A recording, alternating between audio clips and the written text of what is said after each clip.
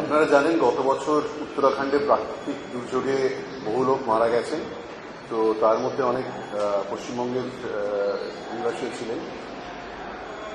প্রাথমিকভাবে আমাদের যা তথ্য ছিল 38 জন মিসিং হয়েছিলেন। তো এতদিন চেষ্টার পর 28 জনের পাশাপাশি আইডেন্টিফিকেশন এবং ডেথ সার্টিফিকেট পাওয়া গেছে। মাননীয় মুখ্যমন্ত্রীর উদ্যোগে পশ্চিমবঙ্গ সরকার এখন প্রত্যেককে যারা মারা গেছেন প্রত্যেকের পরিবারকে যাদের ডেথ সার্টিফিকেট পাওয়া গেছে তাদের এখন প্রত্যেককে 1.5 লক্ষ টাকা করে প্রদান করা হবে। আর 28 জনের এখন পর্যন্ত পাশাপাশি আইডেন্টিফিকেশন এবং ডেথ সার্টিফিকেট রয়েছে। তো প্রত্যেকের পরিবারকে সরকার 1.5 লক্ষ টাকা করে প্রদান করবে। এটা হচ্ছে ওনাদের আইডেন্টিফিকেশন আর ডেথ সার্টিফিকেট অপেক্ষায় আমরা আছি।